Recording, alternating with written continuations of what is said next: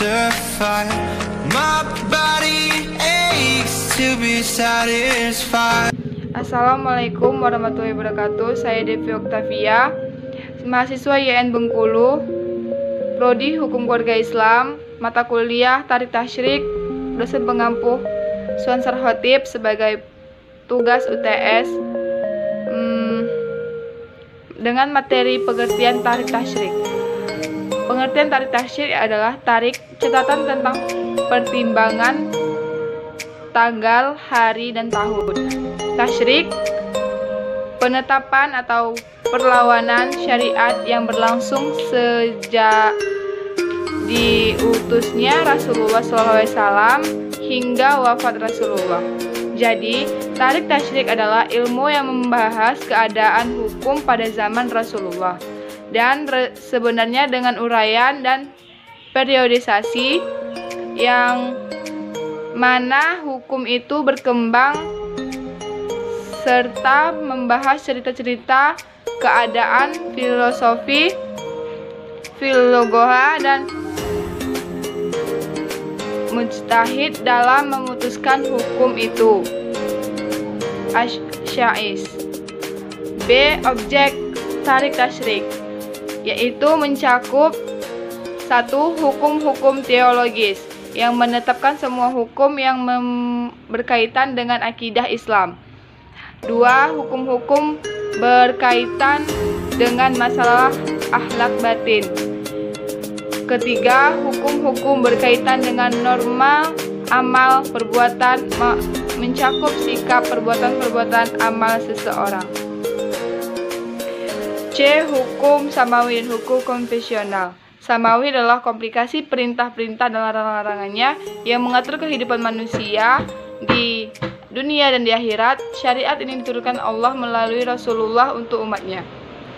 Hukum konvensional atau wadi adalah komplikasi kaidah dan aturan yang lengkap berupa perintah dan larangan yang ditetapkan oleh para pemimpin dalam satu umat tertentu untuk mengatur hubungan antar sama individu. Pendahuluan. Syariat langit berasal dari Allah yang dibawa oleh Rasulullah, bahwa syariat mengatur hubungan antara Allah dan hambanya. D. Prinsip-prinsip dasar perundang-perundangan Islam. 1. Memperhatikan kemaslahatan orang banyak, mewujudkan kemaslahatan individu dan masyarakat. 2. Mewujudkan keadilan sosial, menyatukan urusan dan ruang lingkup kebenaran dan memadukan dalam kebaikan. 3. Tidak memberatkan sedikit beban, menghilangkan kesusahan, dan tetap dalam ketaatan. E. Dinamika hukum Islam. Dinamika sebelum Islam. Tidak adanya aturan kebiadaban yang mengendalikan mereka, gelapnya kebodohan yang menaungi mereka, dan tidak ada agama yang mengikat mereka, setia tidak ada, serta tidak ada undang-undang dapat mereka patuhi. Akibat dan itu semua, jiwa mereka dipenuhi dengan kaidah yang batil. Tuhan dihanyakan pada patung yang mereka pahat dan tangannya sendiri dengan tangannya sendiri, terkadang pada bintang-bintang yang tampak, dan materi kelompok 2 dengan judul materi sumber penetapan hukum pada zaman Nabi SAW. A. Al-Quran. Al-Quran adalah suatu kitab yang diturunkan kepada Muhammad SAW dengan berkelompok-kelompok sejak pada malam tanggal 17 Ramadan tahun 41 kelahiran beliau. Al-Quran diturunkan sedikit demi sedikit. Al-Quran diturunkan secara berangsur-angsur. Keistimewaan Al-Quran diturunkannya dengan bahasa Arab. Al-Quran diturunkan sebagai wahyu dari Allah kepada Rasulnya. Al-Quran disampaikan kepada kita sesama musyafir dengan cara ditulis. Membacanya bernilai ibadah. B. Penetapan hukum di Mekah, yaitu periode legislasi hukum syariat di Mekah yang dinamakan Perundang-undangan era Mekah. Pada awalnya Islam berorientasi memperbaiki adalah karena akidah merupakan pandangan yang akan berdiri di atasnya apapun bentuknya, maka Nabi menetapkan aturan kehidupan tasyrik. Pada fase Mekah mereka masih memaparkan kekufuran, dan fase Mekah hanya ada dua golongan manusia, yaitu kaum muslimin yang tertindas dan kaum musyrikin yang dengan angkuhnya menampakkan kekufurannya. C. Penetapan hukum di Madinah. Perundang-undangan hukum Islam yang merintik berartikan pada aspek hukum vertikal dan dakwah Islamiyah. Pada fase ini membahas tentang akidah dua akhlak. Oleh karena itu perlu adanya perundang-undangan yang mengatur tentang kondisi masyarakat dari setiap aspek satu persatu. Ia turun yang jauh terhadap semua permasalahan, kemampuan, dan perkembangan. D. Perhubungan antara penetapan hukum fase Mekah dan Madinah dan ciri-ciri khasnya. Pertumbuhan hukum Islam pada masa ini tidak terhubungkan pada Nabi Muhammad SAW. Hukum Islam dimulai tumbuh, membentuk dirinya menjadi pranata hukum. Sumber asasi dari masa ini adalah Al-Quran dan surah Rasulullah dan sunnah Rasul SAW. Pada masa ini Nabi menjadi satu sumber hukum karena semua persoalan hukum yang muncul dikembalikan kepada beliau. Masa ini terbagi menjadi dua. Fase Mekah, Nabi telah meluncurkan perhatiannya untuk memperbaiki kepercayaan masyarakat Arab dengan menanamkan tauhid ke akidah mereka serta menambah Allah Subhanahu wa taala. Fase Madinah. Dalam fase ini umat Islam berkembang pesat. Nabi mulai membentuk suatu masyarakat Islam yang memiliki kekuatan yang gemilang. Nabi Muhammad SAW menyelesaikan persoalan yang dihadapi didasarkan pada wahyu, baik wahyu ataupun yaitu Al-Quran, wahyu ayat-ayat Al-Quran yaitu As-Sunnah. B. Metode Al-Quran dalam meminta meninggalkan perbuatan tertentu, yaitu larangan yang jelas seperti yang terkandung dalam surat An-Nahl 90.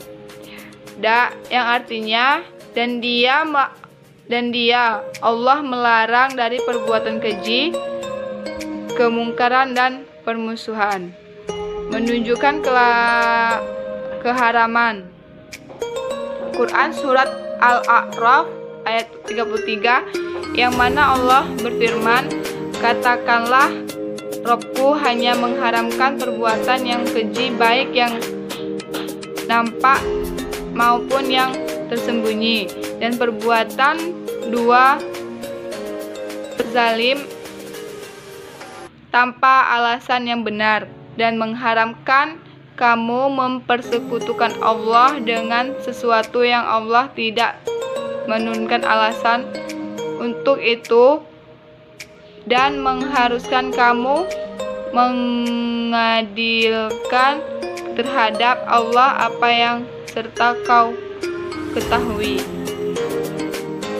Perintah untuk meninggalkan sesuatu seperti tinggalkanlah, biarkanlah, dan jauhilah, meniadakan kebaikan pada perbuatan tertentu.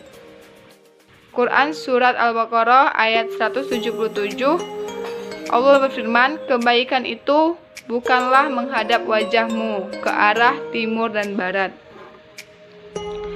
Metode Al-Quran dalam memberikan pilihan antara melakukan perbuatan atau meninggalkan. Meniadakan dosa dari perbuatan tersebut sebagaimana Allah berfirman, dan barang siapa yang ingin menangguhkan maka tidak ada dosa pula baginya orang-orang yang bertakwa. Quran Surat Al-Baqarah ayat 203.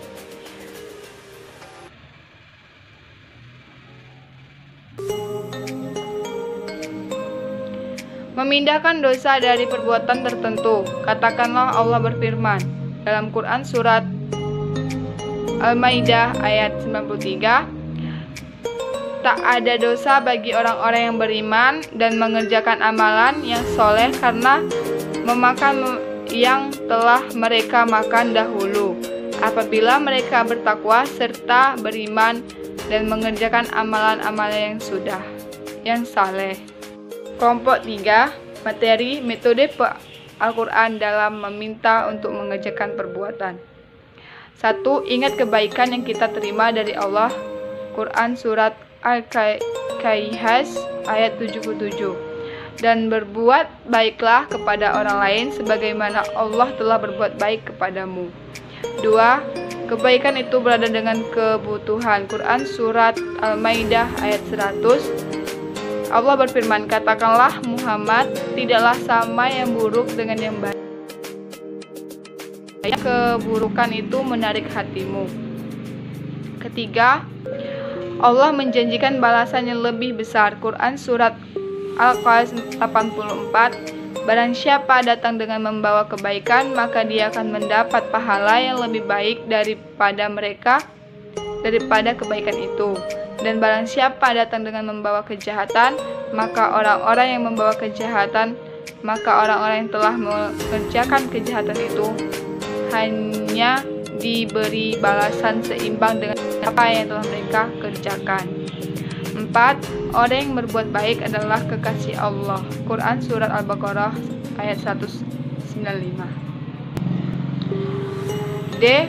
Metode Al-Quran dalam menjelaskan hukum. Menurut Abdul Wahab, mengemukakan hukum-hukum yang berhubungan dengan pergaulan hidup ini dalam Al-Quran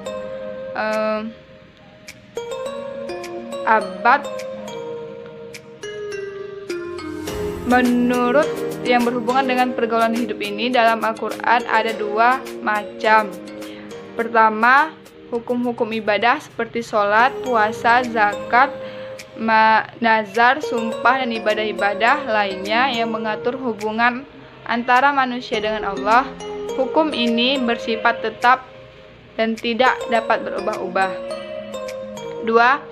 Hukum-hukum yang mengatur pergaulan hidup manusia dengan sesamanya, yaitu hukum muamalah. Sekian tugas dari saya.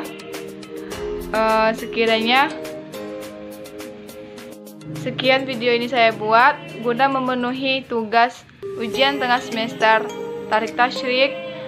Jika ada kesalahan, saya mohon maaf. Saya akhiri. Wabillahi taufiq wal hidayah.